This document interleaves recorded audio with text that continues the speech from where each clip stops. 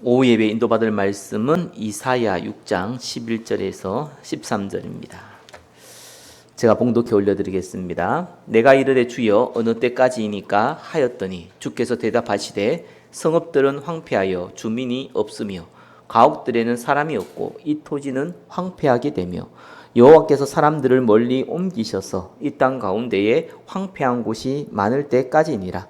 그 중에 10분의 1이 아직 남아 있을지라도 이것도 황폐하게 될 것이나 밤나무와 상수리나무가 배임을 당하여도 그 그루터기는 남아 있는 것 같이 거룩한 씨가 이 땅의 그루터기니라 하시더라. 아멘. 자, 우리 10가지 비전 두 번째 우리 기도 제목이죠. 렘넌트 시스템. 자, 우리 제목으로 말씀 증거하겠습니다. 자, 우리가 렘넌트란 단어는 저와 여러분들이 너무나 잘 알고 있는 단어고, 또 동시에 금방 응답이 안 온다 하더라도 마음에 담아야 될 단어고, 또 응답이 온다고 하더라도 우리가 속지 말아야 될 또 단어이기도 합니다. 사람이 없으니까 이 부분에서 많이 무시하기 쉽습니다. 생각 안 할 수 있습니다. 또 막 아이들이 오고 막 이렇게 어린 후대들이 많이 있으면은 렘넌트 시스템을 한다고 얘기하는데 그냥 주일학교 하는 경우가 많이 있죠. 그래서 사람이 있든지 없든지 간에 일단 마음에 담고 있으면은 하나님이 시간표에 따라서 열매를 주실 겁니다. 그 열매를 가지고 저와 여러분들은 한 명을 살려도 한 나라 살릴, 또 한 시대 살릴 렘넌트 응답들을 저와 여러분이 받아 나가야 될 것입니다. 이사야서 6장에는 이렇게 얘기했습니다. 10분의 1이 남아 있는데 그것도 황폐하게 된다 그랬습니다. 밤나무, 상수리나무가 배임을 당하여도 그 그루터기가 남아 있는 것 같이 거룩한 씨가 이 땅의 그루터기다라고 했습니다. 렘넌트는 남은 자죠. 후대를 얘기하는 건 아닙니다, 그죠? 그래서 우리 다음 세대 렘넌트란 단어를 좀 썼으면 좋겠습니다. 렘넌트란 단어를 쓸 때 두 가지 의미로 남은 자란 단어로 우리가 써야 되겠고요. 또 후대를 얘기할 때는 우리 다음 세대 렘넌트란 단어를 쓰면 좋겠습니다. 자, 우리 어떤 간에 일단 남은 자예요. 이 시대에 사실상 복음 모르는 사람들이 대부분이고, 우리 다락방 단체에서도 사실상 그냥 분위기 따라가는 분들이 대부분이고, 또 이 응답에 대해서 사실적으로 응답하는 사람은 많지 않습니다. 우리 단체 제일 많이 얘기하는 것이 치유시대 중에 하나거든요. 치유와 서밋 하잖아요. 치유는 아무래도 영적 문제 있는 분들 살린다라는 개념이고요. 서밋이란 거는 이제 렘넌트를 영적으로 서밋으로 세우겠다 이런 겁니다. 근데 어떻게 보면 제일 영적 문제 있는 분들이 다락방 교회를 안 와요. 어떻게 보면 못 받아들이는 거죠. 그게 또 심각한 문제이기도 합니다. 렘넌트를 자꾸 엘리트를 키우려고 합니다. 엘리트는요, 좀 이런 표현 하면 이상할지 몰라도, 이게 태어난 어떤 배경, 유신적 배경, 타고난 머리, 여기 거의 좌지우지합니다. 사실은 엘리트가 없어갖고 나라가 어려워지진 않거든요. 오히려 엘리트가 많아가지고 나라가 어려워지죠. 세상이 어지러워집니다. 그래서 우리는 엘리트를 목적으로 삼으면 안 되고, 앞으로 교회도 그렇게 해야 됩니다. 교회는 엘리트 세우는 곳이 아닙니다. 교회는 영적 서밋을 세우는 곳입니다. 그러다 보니까 실제적인 중요한 걸 많이 놓칩니다. 우리 교회는 이제 작은 교회이지만 하나님이 이제 응답을 주기 시작하면은 하나씩 사실적인 응답들 받게 될 것이고, 또 거기에 주역으로 쓰임 받게 될 것입니다. 자, 그렇다면 우리가 렘넌트 시스템을 어떤 그림을 가지고 우리가 인도받아야겠고, 하나님의 미랄이 되어서 저와 여러분들이 쓰임 받아야 될 것인가? 그 부분을 다시 한번 우리 확인했으면 좋겠습니다. 어차피 10분의 1도 남아있어도 그것도 황폐하게 됩니다. 그만큼 없다는 겁니다. 그러니까 아니 지금 한국교회도 우리 다락방에 얼마나 많은 사람들이 있는데 없다 그럽니까? 없습니다. 제가 그냥 농담한 게 아니고요. 제가 목사님들을 많이 만나보잖아요. 제일 지금 큰일 났다 싶은 것이 하나가 정치 색깔이 너무 들어가 있어요.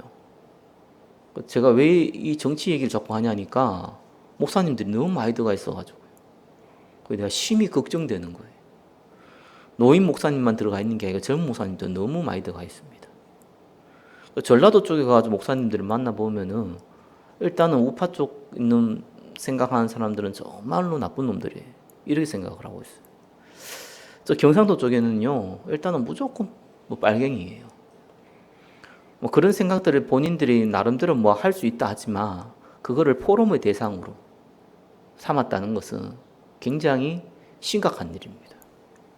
다른 데 너무 각인되어 있습니다. 그걸 듣고 자란 우리 후대들은 어떨 것이며 또 그런 분위기 속에 있는 성도들은 어떻겠습니까? 어쩔 수가 없는 거죠.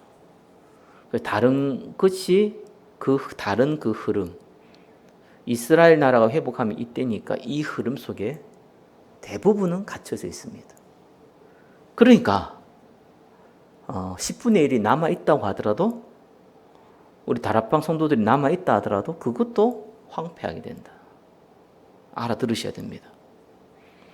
결국은 거룩한 씨가 따로 있습니다. 거룩한 씨는 다른 거 아닙니다. 그런 데에 대해서 정치부터 시작해서 경제부터 시작해서 많이 알수록 좋습니다. 세상의 지식은 많이 알수록 참조할 게 많이 있습니다. 그러나 바울같이 배설물로 여기지 아니한다면은 사실상 실패한 겁니다. 그래서 거룩한 씨는 세상의 것을 모르는 것이 아니라 안 가진 자가 아니라 가지고 있다 하더라도 많이 알고 있다 하더라도 배설물로 여길 수 있는 사람이 거룩한 씨입니다. 그 사람들이 그루터기고 그 사람들이 렘넌트입니다. 자, 그렇다면은 우리는 어떤 렘넌트가 되어야 될 거고 어떤 렘넌트를 남겨야겠습니까? 첫 번째입니다. 일단 교회는요, 누가 뭐래도 주일 위주로 돌아갑니다. 그래서 지금은 금토일 시대입니다. 금토일 시대를 계속 얘기하고 있고 아마 성취될 시간표가 올 겁니다. 근데 사실 우리는 벌써 십몇 년 전부터 금토일이 아니라 토일 시대를 맞이했죠. 토일 시대를 맞이했지만서도 저도 직장 딱 시작을 했는데요. 2000년 딱 되기 전부터 시작을 했는데 그때까지만 해도 토요일 날에 일을 했어요. 그래서 이제 일찍 마쳤죠. 직장에서 일을 하고 이제 점심 이제 안 먹고 이제 퇴근하는 그런 시간표였습니다. 학생들도 이제 2주에 한 번씩 쉬고 2주에 한 번은 무슨 동아리 활동 비슷하게 그렇게 했습니다. 그러다가 어느 날 이제 보니까 토요일은 이제 대부분 쉬는 그런 시간표로 갔죠. 그러면 또 토요일 시대가 왔냐? 세상에 토요일 시대는 왔지만 교회 안에서 영적 서밋들은 토요일 시대가 굉장히 어떻게 보면은 영적으로 무너뜨린 시대가 됐습니다. 아무래도 토요일이니까 금요일 날이 조금 이제 저녁부터 해서 여유롭잖아요. 그래서 산으로 들러 놀러 가기도 하고 하다 보면 아무리 주일이 지킨다고 하더라도 상태가 많이 무너져 있죠. 토요일 날 일하고 나서 잠깐 쉬고 주일 날 예배 드리는 거하고 토요일 날 시간 어디 갔다 딴 데 놀다가 주일 날 가서 예배 드리는 건 완전 상태가 다릅니다. 그런 시대가 왔습니다. 그럼 교회가 뭘 준비를 못 했냐니까 토요일 시대를 준비를 못 한 거예요. 토요일 준비 시대를 못 한 거예요, 제대로. 그래서 이 부분들이 어떻게 보면 우리 단체에서는 조금씩 만들어갔죠. 감사하게 산업선교회 메시지 중심으로 이렇게 만들어갔습니다. 물론 소수의 사역자들 중심으로 만들어서 갔습니다. 이러다 코로나 터지고 나서부터 다 온라인 시대가 되긴 했는데 그래도 조금씩 만들어갔습니다. 이제는 금토일 시대가 빨리 올 겁니다. 그럼 우리가 준비를 해야겠죠. 그래서 많은 걸 못해도 괜찮습니다. 저와 여러분이 섬기는 교회는 세 가지인 두고는 기도를 하셔야 됩니다. 물론 이 세 가지는 성전이 좀 있어야 됩니다. 지금 여기 있는데도 성전이긴 합니다. 하나님 성전에 응답을 준다고 생각하고 나서 그 다음 걸 생각을 해야 됩니다. 그 세 가지 응답은 우리가 만들어 가야 됩니다. 하나는 성교훈은 뭐 잘 알고 있죠. 성교훈은 딴 거 하면 안 됩니다. 어떤 데 가보니까 뭐 중고등학교 뭐 수련회 가는데 어떤 교회는 뭐 에버랜드 갔다, 뭐 어떤 교회는 뭐 산으로 들러 갔다 이랬을 때 그 교회에서는 간단히 얘기하더라고. 그건 너 부모님하고 가라는 거예요. 교회는 복음 듣는 곳이고 말씀 듣는 곳이지. 뭔 놀러를 수련회 때 가냐고. 학교 수련회 때 가든지 그죠. 엄마 아빠하고 같이 가든지. 교회 수련회는 말씀 듣는 곳이다. 이렇게 딱 정의를 내더라고. 맞죠? 교회는 그런 곳입니다. 성경도 마찬가지입니다. 어린이집, 유치원 가보면 오만 것 때만 다 가르칩니다. 저는 좋다고 봅니다. 나쁘지 않다고 봅니다. 그죠? 근데 그건 좀 부족하게 가르쳐도 됩니다. 또 나중에 배워도 됩니다. 또 눈치껏 다 배울 수 있는 부분이 또 있습니다. 어릴 때부터 뭐 한글도 안 됐는데 한국말도 못하고 있는데 그 아이들한테 영어, 중국어 가르치는 게 나쁘다 좋다 이런 얘기가 아니라 다른 데서 배울 수 있습니다. 교회는 딴 거 하면 안 됩니다. 그죠? 어릴 때부터 예배가 먼저 알려줘야 됩니다. 말씀이 먼저 뭔지를 알려줘야 됩니다. 그리고 현장이 뭔지를 봐야 됩니다. 어릴 때 뭐 아기들이 무슨 뭐 유치원생들이 그걸 뭘 보냐 하는데 아닙니다. 보입니다. 영적인 존재라서 그래요. 근데 문제는 제일 중요한 거는 교회가 아닙니다. 어떤 면에서 부모죠. 그래서 뭐 맞벌이 부부도 많고 이렇게 할머니 할아버지가 키우는 뭐 자녀들도 많습니다. 여하튼간에 누군가는 배경이 돼주겠죠. 그들과 함께 해야 되는 게 성교훈입니다. 절대로 교회에서만 할 수 없고요. 부모님 부모가만 할 수도 없습니다. 같이 해야 됩니다. 누군가는 그 아이의 보호자와 교회와 또 교육자와 또 성교훈 선생님이 함께 해줘야 됩니다. 또 많은 걸 하면 안 됩니다. 다른 거 다 이 모양 저 모양으로 다 할 수 있는 기회들이 생깁니다. 그러나 교회에서 할 것은 그렇게 많은 걸 가지고 많은 프로그램 만들면 안 됩니다. 딱 기도 수첩 하나 가지고 해야 됩니다. 그 외에는 다 그 아이가 영적으로 서밋될 수 있도록 기도로 또 포럼으로 다 배경 만들어줘야 됩니다. 이 성교훈입니다. 그래서 굉장히 쉽습니다. 장만 세워지고 장소만 세워지고 거기에 대한 마인드 있는 사람 몇 사람만, 여기 있는 사람만 몇 사람만 기도하고 있어도 일이 됩니다. 두 번째는 학교입니다. 성교훈은 유아 유치를 좀 대상으로 한다지만 겨자씨 학교는 초등학생을 중심으로 가야 됩니다. 방과후 학교가 많이 있습니다. 예, 교회에서 얼마든지 할 수 있습니다. 돈 받아 가는 방과후 학교 말고요. 상관없이 하는 교회 자체적인 방과후 학교 하면 됩니다. 안 올 것 같지만 그렇습니다. 우리가 착각해서 그렇습니다. 세상 프로그램 따라가면 무섭습니다. 세상에 하는 무슨 악기 다루는 거 교회에서 한다. 저는 그런 거 할 필요 없다고 봅니다. 너무 수준이 안 맞아요. 교회에서 하면은. 그러니까 세상에서 할 수 있는 다 할 수 있는 그거를 교회 가지고 데려와서 합니까? 그거다가 뭐 거기에서 무슨 찬송가를 가지고 뭐 한다, 뭐 가스펠송을 가지고 한다, 뭐 악기를 가지고 가르친다. 그런 거 교회에서 할 필요 없습니다. 알아서 배우면 됩니다. 교회에서 딴 거 해야 됩니다. 어느 학교에서 영적인 걸 가르칩니까? 못 가르칩니다. 그죠? 그거 해야 됩니다. 또 학교에서 하지만 또 약간 중간에 메리트가 필요하다면 언어 가지고도 그때 이제 초등학생 정도는 언어를 가지고도 할 수 있죠. 여하튼 간에 계속해서 영적인 부분들을 가르쳐 줘야 됩니다. 그래서 어떤 데는 대안학교 이런 거 꼭 필요합니다. 그러나 저 개인적으로는 대안학교는 장단점이 있습니다. 우리도 뭐 RLS, RGS 있습니다. 제가 볼 때는 장단점이 있습니다. 거기에 모여가지고 영적 서비스를 가르치는데 한계가 있습니다. 왜냐하면 불신자 현장을 동떨어져 있기 때문에 한계가 많습니다. 물론 창세기 3장들 다 우리 안에 있는 사람들 다 창세기 3장에 있기 때문에 그 안에서 그 부분이 있기 때문에 다 드러나서 또 치유도 필요하고 하겠죠. 그러나 세상 현장하고는 그래도 다릅니다. 그래서 그것을 분리시키면 어떤 면에서는 온실 속에 화초를 키운 것과 같습니다. 근데 그런 사람들이 필요합니다. 그곳에 있어야 될 사람도 필요합니다. 그러나 그건 일반적이지는 않죠. 특수적인 겁니다. 일반적인 있는 것은 세상하고 어울려야 됩니다. 우린 절간이 아닙니다. 그죠? 산에 들어가 있지 않습니다. 요즘 절간도 다 도시에 나와 있는데 우리는 산에 들어가서 하는 일이 아닙니다. 세상과 어울려야 됩니다. 그죠? 구별되어야 되지만 어울려야 됩니다. 그러니까 어릴 때부터 어울릴 줄 알아야 됩니다. 살아남는 법도 배워야 됩니다. 불신자들이 하는 이 경쟁, 어떤 시기, 질투, 그 안에서 여러 가지 이 흑암의 문화들, 여기에서 살아남아야 됩니다. 그 안에 있으면 죽죠. 그러니까 영적인 거 가져가야 됩니다. 그러면 살아남습니다. 그게 렘넌트입니다. 그래서 겨자씨앗교 해야 됩니다. 청소년은 간단합니다. 하룻밤 사이에 바뀔 수 있는 게 청소입니다. 가치관이 형성하려고 하는 시기이기 때문에 그렇습니다. 청소년 미션은 딴 거 아닙니다. 집을 구한다 이런 의미가 아닙니다. 금토일 시대를 해야 되는 것은 청소년들이거든요. 초등학교도 필요하겠지만 금토일 시대는 청소년 돼야 됩니다. 아예 따로 모아서 많은 수양관을 활용하고 교회를 활용해가지고 집중시켜줘야 됩니다. 평일날 학교 가야 돼 공부해야 되니까 금토일을 가지고 활용시켜줘야 됩니다.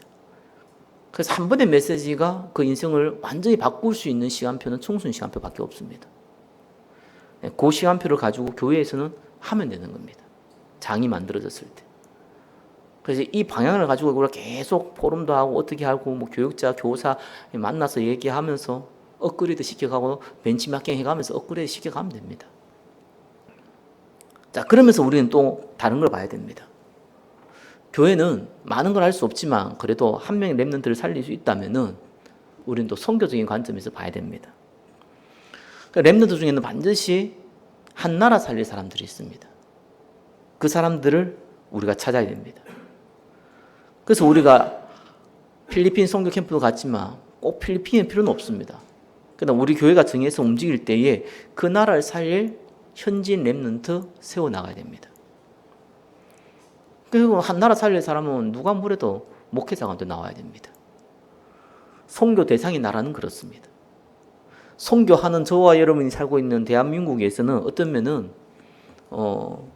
배경이 되어질 중직자들이 세워져야겠지만 선교 대상의 나라, 한 나라에 사실상 복음 알고 있는 사람도 없고 예수 믿는 인구가 2%도 안 되는 나라에서는 그 나라에서는 누가 뭐래도 복음 가진 목회자가 나와야 됩니다. 그 사람을 찾아내야 돼요. 하나님 붙여주시겠죠. 그래서 저는 언제든지 제자들은 다 숨겨져 있기 때문에 제자들의 특징이 있습니다. 그죠? 말씀을 알아듣습니다. 그게 신기한 겁니다. 복음을 알아듣습니다. 말귀를 못 알아듣는다는 게 아니라 복음을 알아듣는다는 것은 거기에 마음을 둔다는 거예요. 그런 렘넌트들이 있습니다. 말 잘 듣는 렘넌트는 좋은 렘넌트들입니다. 말썽 일으키지 않은 렘넌트는 좋은 렘넌트들입니다. 근데 성교의 관점을 봤을 때는 우리는 좋은 렘넌트 살 필요가 없습니다. 한 나라 살릴 렘넌트 세워야 됩니다. 바울이 착한 렘넌트는 아니었던 것 같아요. 그렇죠? 얼마 독했으면서 사람을 죽이러 돌아다녔잖아요. 명분을 가지고. 그 성질이 더러운 것 같다고는 확실한 것 같아요. 바울은요. 그 누구도 바울을 한 나라 살릴 제자로 본 사람은 아무도 없었습니다. 그러니까 잘 못 보는 것이죠. 우리의 선입견은 언제든지 한계를 만들어 갑니다. 선입견은 다 내려놓으셔야 돼요. 사람 판단하고 할 때 모든 선입견 내려놔야 돼요. 그 사람이 오늘과 내일은 다를 수 있습니다. 하나님 역사하면 완전 다릅니다. 자, 그러면서 우리는 그냥 찾을 수가 없습니다. 누군가는 교두보 역할을 해줘야 됩니다. 그래서 우리는 협력할 선교사를 섬기는 겁니다. 선교사의 도움이 필요합니다. 선교사는 그 나라에 많은 렘넌트를 세워야 됩니다. 그러나 그 선교사를 돕는 교회는 그 선교사가 많은 렘넌트 살릴 수 있도록 선교사를 도와가면서 또 선교사는 못하는 일이 있습니다. 한 나라 살릴 렘넌트는 못 봅니다. 희한합니다. 우리도 똑같습니다. 결국은 옆에 있는 사람이 더 잘 봅니다. 그래서 교두부 역할을 할 선교사와 협력하는 겁니다. 그러나 목적은 그게 아닙니다. 결국은 237 선교사를 파송해야 됩니다. 우리가 조금만 시간표 되고 선교원금이 지속적으로 헌신할 수 있는 선교원금이 나오면은 우리는 237 선교사를 빨리 찾아서 신학생 중에 찾아서 그 마인드와 같이 할 신학생을 찾아서 파송해야 됩니다. 어쩔 수 없습니다. 선교사들이 가면은 후진국을 가든 선진국을 가든 간에 살아남아야 돼요. 나는 그게 너무 비참하게 보입니다. 그 살아남으러 갔으면 한국에서 목회하지 왜 해외 가가지고 살아남으려고 그럽니까? 먹고 사는데 고민을 하고 그럼 한국에서 해야죠. 한국 사람이 왜 해외 나가지고 먹고 사는 걸 가지고 고민을 합니까? 그 말을 먹고 사는데 고민하도록 만들었다는 거잖아요. 그만큼 비참한 게 없습니다. 그건 선교 안 됩니다. 무조건 안 되게 돼 있습니다. 안 된다는 게보다 너무 한계가 많습니다. 100이라는 에너지를 가지고 1이라는 효과를 못 봅니다. 그런 손해를 전 세계가 지금 하고 있습니다. 어쩌면 할 수밖에 없었습니다. 그렇게도 해야지만 복음이 전할 수 있었으니까요. 근데 시대가 바뀌었습니다. 시대가 바뀌었는데 시대의 흐름을 전혀 못 따라가고 있습니다. 교회가. 지금 유튜브로 얼마든지 할 수 있습니다. 요즘은 얼마든지 줌으로 할 수 있습니다. 그죠? 얼마든지 온라인으로 할 수 있습니다. 시대 완전히 바뀌었습니다. 옛날처럼 뭐 인터넷 된다고 해서 되는 게 아니잖아요. 근데 버벅거리고 뭐 여러 가지 그 실제적으로 인터넷 됐어도 20몇 년 전부터 됐어도 사실상 인터넷 시대가 아니었어요. 그냥 소수의 사람 활용하고 인터넷 안 되는 거 못하고 이런 거였습니다. 지금은 다릅니다. 지금은 어떤 후진국, 어떤 나라 가도요, 인스타그램과 유튜브는 다 통합니다. 그런 시대가 됐습니다. 그렇기 때문에 이걸 활용할 수 있는 선교사가 굉장히 필요합니다. 그리고 공산권 모슬렘에서도요, 그 나라 현지 목회자들이 많습니다. 의외로 메가처치들이 많습니다. 필리핀에 엄청나게 메가처치들 많습니다. 캐톨릭만 있는 게 아닙니다. 메가처치들 엄청 많습니다. 그런 데를 파고도 가야 돼요. 왜 맨 땅에 헤딩을 합니까? 맨 땅에 헤딩할 이유가 없어요. 아니 선교하는데 물고기 모인 데 가야지. 물고기 없는 데서 거기서 이 떡밥 불어가면서 물고기 모으도록 기다리는 게 얼마나 비효율적입니까? 물고기 있는 데를 가야죠. 타락방이 뭐 한국에서나 문제 삼지 뭐 해외에서 문제 삼습니까? 아무 문제 안 삼습니다. 한국 선교사 있는 데서 문제 지금 무슨 해외 목회자한테 문제가 됩니까? 그래서 해외 가가지고는요, 작은 교회 목회자 찾아볼 필요 없어요. 그럼 미자리 선교사 그거는 저기 한국에서 해야 되지. 그 나라에서 무슨 작은 교회 목회자 찾아가가지고 세우고 합니까? 결국은 자기 꼬봉밖에 더 만들겠습니까? 메가처치를 찾아가야 돼요.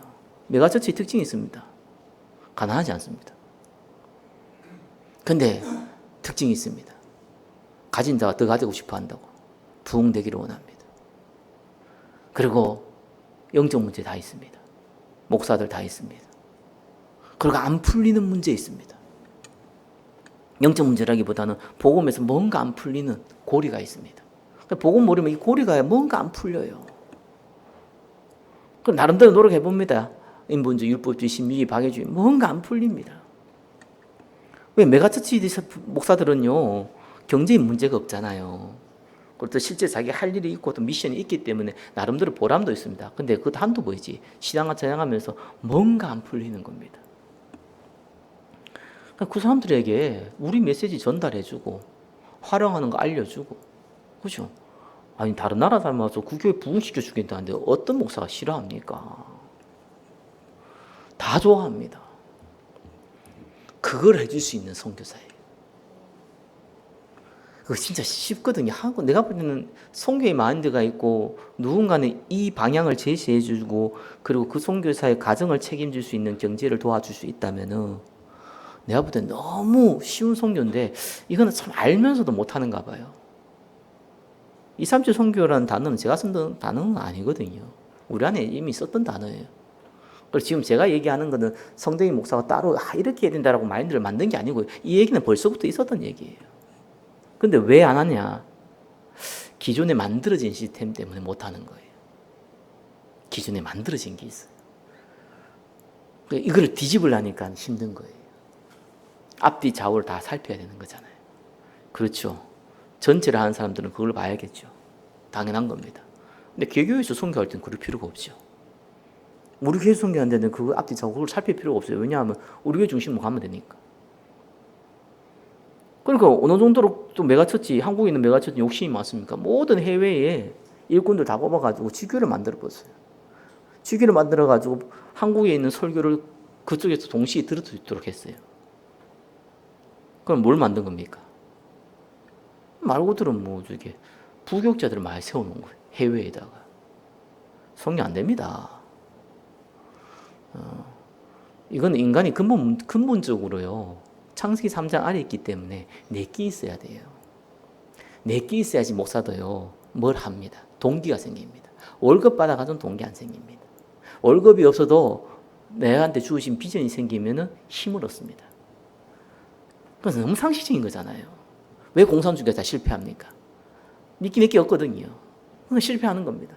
그럼 소수의 사람들이 사실상 모든 기득권을 차지하거든요. 안 될 수밖에 없습니다. 그러니까 교회에서 실제로 자기 힘 있게 하려고 하는 이 목사들이 많은데 각 모든 나라에서 파키스탄 이런 말 잘 알죠. 이 파키스탄의 나라는요 핵을 갖고 있는 나라입니다. 지지리도 가난한 나라고 모슬렘 나라입니다. 신학교 많습니다. 메가처치 목사들 많습니다. 능력 있는 목사들 많습니다. 그런 접근 안 하는 거예요. 가가지고 우리는 예수님이 낮은 자로 임한다고 맨날 낮은 데 가요. 또 먹고는 살아야 되니까 한국에 손 벌려갖고 목회자들 이 작은 교회에 헌금 걷어가지고 또 그 선교비를 써가면서 나쁘지 않습니다. 그러나 너무 비효율적이에요. 근데 이제 본부 차원에서는 바꾸기 힘든가 봐요. 이권도 많이 걸려 있고 이해관계도 많이 걸려 있고. 근데 개교에서는 쉽거든요. 그렇게 하는 거 파송하는 거니까. 우리 2, 3주 속에서 만들어야 돼요. 비록 우리 교회는 작아도요. 많은 나라에 한 나라만 해도 많은 큰 교회 살릴 수 있습니다. 왜 그걸 우리가 안 합니까? 특별히 후진국 같은 경우는 얼마나 많은지 몰라요. 메가처치가 선진국보다 후진국이 훨씬 많습니다. 그걸 활용해야죠. 그래서 내가 메시지가 너희 들으라 이렇게 하잖아요. 메시지 내용들을 전달해줘서 거기에 현지인 목사가 자기 교회 키우도록 하는 거예요. 이미 키워진 교회 더 크게 키우도록 하는 거예요. 우리는 그게 목적이 아니잖아요. 그죠? 거기에서 한 나라 살 렘넌트 찾는 게 목적이잖아요. 아무래도 숫자가 많은 곳에는 하나님께서 순교는 있군이 더 많을 확률이 있죠. 그거 2, 3지 선교사예요. 우리는 그거 해야 돼요. 그래서 한 명만 파송해도 됩니다. 기도하시고 여러분 헌신하시고 응답 받으시기 바랍니다. 그래서 저는 한 명 정도의 선교사만 파송해도 되지 않겠냐. 그러면은 거기에 대해서 제대로 열매가 생기면은 이 작은 교회에서도 한다는 것의 증거가 생기면은 다른 교회에서도 다 따라합니다. 그렇죠? 그러면 얼마나 쉽습니까? 왜 선교사가 가가지고 돈 많이 들죠. 언어도 안 되죠. 문화도 안 맞죠. 음식도 안 맞죠. 그 고생하면서 그죠. 말도 안 통해 가면서 가난한 사람 한두 명 전도한다고 움직이는데 아휴. 그래가 또 뭐 수단 좋은 사람 한국에 있는 또 많은 또 교회에 또 후원 받아가지고 그러다 또 교회당 씌워요. 필리핀도 그렇지만 어느 나 가보세요. 베트남도 그렇죠 뭐. 외국 사람들이 저게 땅을 못 사요 자기 돈으로. 법인 만들어가지고 그 현지인 또 끼워야 돼. 5명 세워야 되는데 3대 2야. 현지인 3명 세워야 되고 한국 사람이 있다면 한국 사람 두 명밖에 못 세워요. 그 3명이 마음 딱 잡으면은 현지인 마음 잡으면 그 재산은 그걸로 확 넘어가요. 그런 구조로 돼 있어요. 그냥 돈은 돈대로 날리고요. 시간은 시간대로 배우고요. 그러니까 내가 볼 때는 나쁜 게 아니라 시대를 바꿨는데 교회가 못 따라가고 있구나.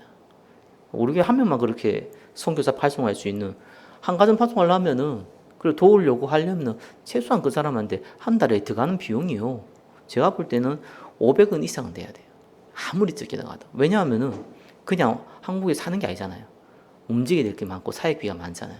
그래서 500에서 최소 500에서 1000만 원 지원을 해줘야 돼요. 그 한 사람에게. 그 사람에게는 2, 3지 선교만 파송하면 자기가 자기 목회하면 안 돼요. 거기에 있는 현지인 메가처치들을 도울 수 있는 선교사 만들면 돼요. 왜냐하면 선교가 목적이잖아요. 한 나라 살 렘넌트 세우는 게 목적이잖아요. 가가지고 본인이 많은 큰 목회를 하는 게 목적이 아니잖아요. 그럼 목회를 하려면 한국에서 해야 되지. 왜 선교를 하자? 목회를 하고 있습니까? 세 번째입니다. 자, 그러면 저와 여러분들은 뭐 해야 됩니까? 발판이 되어야겠죠. 미니스트리. 저와 여러분 이 응답 받으셔야 돼요. 그래서 첫 번째입니다. 제일 중요합니다. 이거. 교회가 작지만 앞으로 또 중직자 될 분들이 옵니다. 그죠? 오면은 언제든지 성대길 목사의 메시지를 듣고 움직이는 것 같지만 여기에 있는 중직자들의 생각이 사실상 전달됩니다. 어쩔 수 없어. 교회가 커지면 커질수록 더 그럴 수밖에 없잖아요. 그러니까 뭐에 우선순위를 두느냐, 어떤 생각을 하고 있냐, 그거를 그대로 따라갑니다. 그래서 한국에는 메가처치들이요, 일이 안 되는 이유가 있어요. 일단은 세워진 중직자, 소수의 사람들이 한 마음, 한 마인드를 못 가진 거예요. 우리가 하나 되자 이런 게 아니고 메시지 하나의 통일이 안 된 거예요. 그러니까 그 다음에 들어오는 중직자들이요, 자기만의 생각들을 다 갖고 있는 겁니다. 일이 안 되죠. 아니, 자원교회 저 같은 경우에 비론이 재정화해서 제가 이렇게 쓰십시오, 이렇게 하면 되지만 교회 크시면 그게 안 되잖아요. 그러니까 재정 하나 쓰는 것도 여러 가지 사람들이 관여가 돼 있단 말이에요. 한 사람이 카리스마를 할 수 없는 교회들이 큰 교회들이에요. 일단 한 500명 넘어가면은 한 사람의 마인드 가지고는 한 사람이 결정해서 할 수가 없는 분위기입니다. 교회는요, 회사가 아니잖아요. 그러다 보니까 중직자들이 같은 마인드, 같은 방향, 같은 메시지를 갖고 있으면 쉽게 선택이 되는데 그게 안 돼 있는 거예요. 그래서 싸움밖에 더 나겠습니까? 자, 그래서 우리가 뭘 해야 되고 어떤 응답을 받아야 될지 중직자들이 메시지를 마음에 담고 있어야 됩니다. 우리 다락방에 모든 메시지 마음에 담을 필요 없습니다. 겨자식 교회를 통해서 성취될 메시지를 마음에 담고 있어야 돼요. 그리고 그 메시지가 전달돼야 됩니다. 강단위에서 제가 계속 얘기하겠지만, 그죠? 지금 여기 있는 분들이 거기에 마음과 함께 안 하고 있는데, 그 다음은 뻔하죠. 또 숫자가 많아질수록 교회는 손해가 되는 겁니다. 두 번째입니다. 그리고 정말 중요시 여겨야 될 게 있어요. 누가 뭐래도 청년 선교는요, 청년은 사실 목회가 아니거든요. 그 선교입니다. 그래서 저는 개인적으로 계속 기도하고 있고, 교회가 조금 성전을 얻게 되면 두 번째 해야 될 게 청년 선교거든요. 청년들은 미래의 중직자가 되지도 하지만요, 미래의 학부모가 됩니다. 청년 때는 가정도 살려야 되고 이런 좀 청년들도 있겠지만 대부분 청년들은 그래도 좀 자유롭습니다. 자기 한 뭉마리만 관리하면 되는 그런 시간표 있는 사람들이 그래도 반 이상입니다. 그래서 힘이 조금 있습니다. 그죠? 이번에 필리핀 선교할 때 제가 걱정했던 그거거든요. 돌아와가지고 뻗으면 안 된다. 맨날 며칠 고생하면 안 된다. 그럼 왜 제가 그 걱정을 했겠습니까? 생각보다 여러분들 건강하지도 걸려가지고 알았는데, 제가 왜 걱정을 하냐니까 나이가 있잖아요. 저 같은 경우도 이렇게 한번 갔다 오고 하면요, 2, 3일 동안 몸이 피곤하거든요. 그러면 안 된다. 그게 병되거든요. 근데 청년들은 달라요. 2박 3일 이렇게 밤을 새도요, 한낮을만 잠자면 몸이 다 회복됩니다. 그리고 올인할 수 있는 시간표잖아요. 그런 시간표에 있는 사람들에게 체험을 해봐야 되거든요. 생각은 바꿔질 수 있기 때문에 청년 때가 마지막이기 때문에 후대에 대한 그림은 그려질 수 있어요. 그게 딱 각인될 수 있어요. 그래서 자기는 그렇게 못 살아도 자기가 결혼해서 태어난 렘넌트들은 영적 서밋을 키우려고 합니다. 거기에 대해서 큰 장점이 청년 선교예요. 미래를 보고 하는 거죠. 동시에 올인을 안 해볼 수 하기가 곤란하거든요. 기성세대가 되면은. 여러분한테 제가 좀 올인하라는 얘기를 안 했고 좀 별로 안 하고 싶어요. 왜냐하면은 너무 힘들어요. 감당이 안 돼. 오히려 더 큰 불신앙 생겨요. 그래서 제가 왜 빛의 경제 통로 만들어 놓고 그래서 배배축부 기도하라고 그럽니까? 올인을 못 하니까. 올인할 것 같았으면 그런 얘기 안 하죠. 그냥 올인해 보면 되는 건데 올인이 안 되잖아요. 너무 걸려 있는 게 많단 말이에요. 실제 삶이 녹록지 않단 말이에요. 그래서 올인이라는 얘기보다는 통로 만들어 가니 역사책을 말하는 거고요. 근데 청년들은 올인이 가능해요. 모두 가능한 건 아니지만 그래도 가능할 수 있는 최고의 좋은 여건이 있습니다. 그러면 뭘 체험하게 되냐니까 빛의 경제를 조금 해보면은 하나님이 시간표와 그릇에 따라서 때에 따라서 채우시고 역사한다는 걸 경험하게 됩니다. 이게 무섭습니다. 이게 몇 번 경험하게 되면은요 경제에 대한 주권이 생깁니다. 그럼 별로 염려 없습니다. 경제에 대해서 누구든지 고민이 생겨요. 부자들도 고민이 생겨요. 근데 이게 몇 번 경험을 하게 되면은요 근심이 없다는 건 거짓말인 것 같고, 그죠? 다른 사람보다 경제에 대한 믿음이 좀 커집니다. 진짜입니다. 그래서 제 개인적으로는 그렇습니다. 제가 몇 번 딱 경험하고 나서부터는 가난하지만 내가 가난하지 않다는 걸 많이 느꼈습니다. 약간 업그레이드 된 거죠. 꼭 경험을 청년 때 할 수 있습니다. 그래서 청년은 목회가 아니고 선교입니다.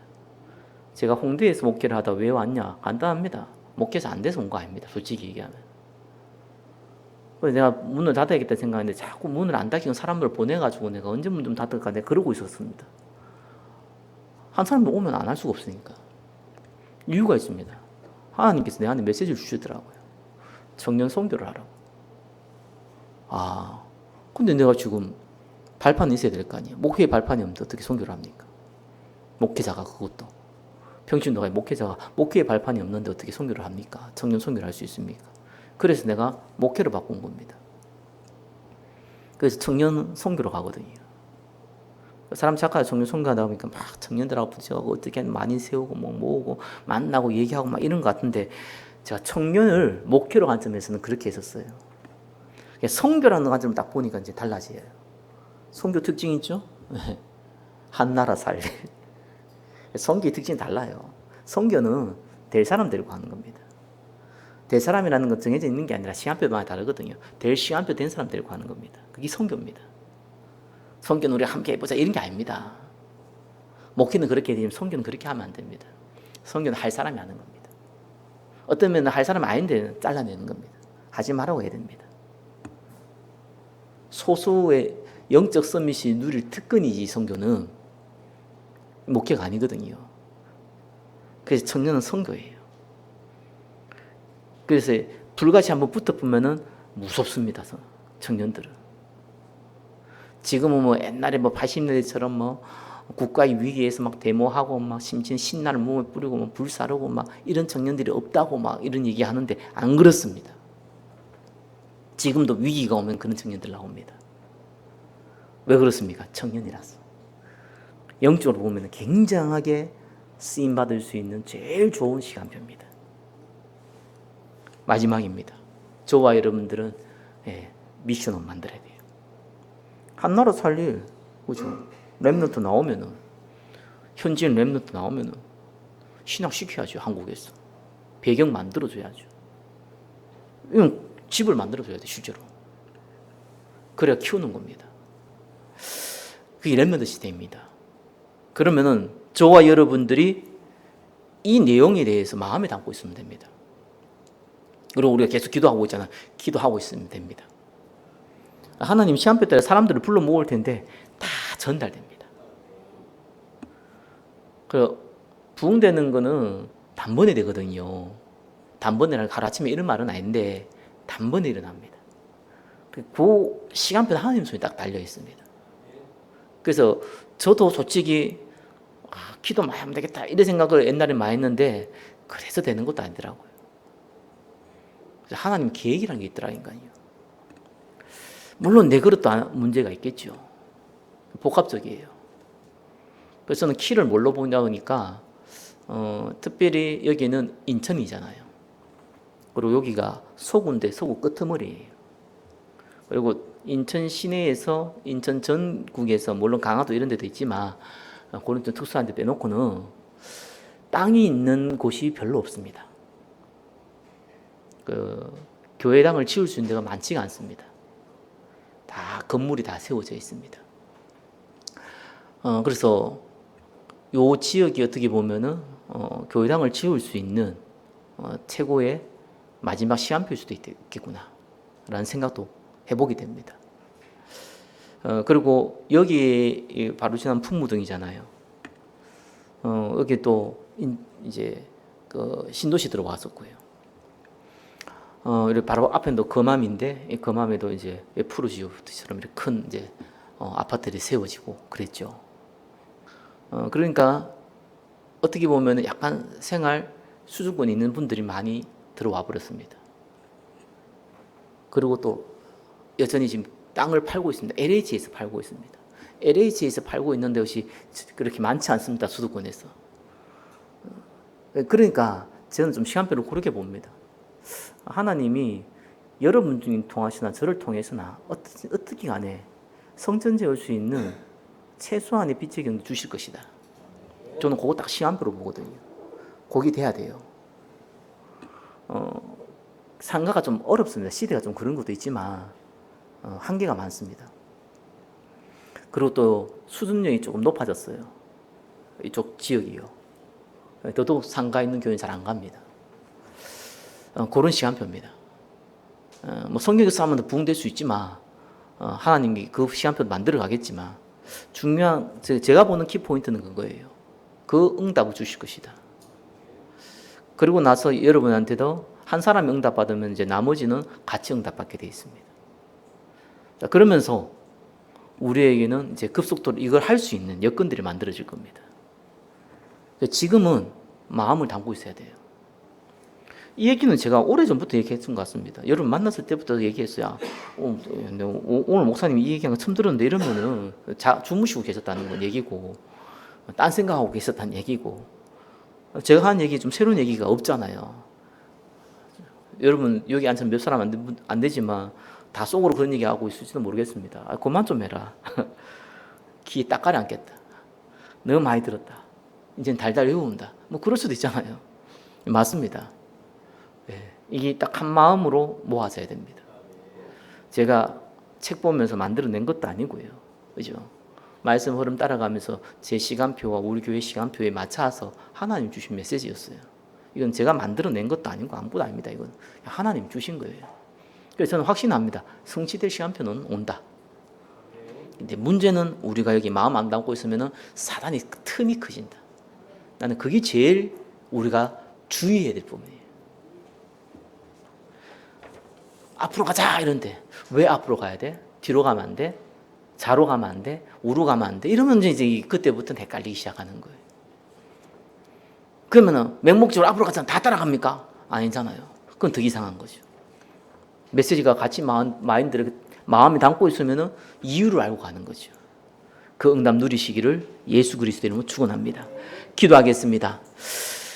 10분의 1이 아직 남아 있을지라도 이것도 황폐하게 될 것이나 밤나무 상수리 나무가 배임을 당하여도 그 그루터기가 남아 있는 것 같이 거룩한 씨가 이 땅에 그루터기라고 하셨던 주님, 우리에게 렘넌트가 무엇인지, 렘넌트 시스템을 어떻게 만들어 가야 될지, 어떤 시간표를 기다려야 될지 알게 하신 주님께 모든 영광 올려드립니다.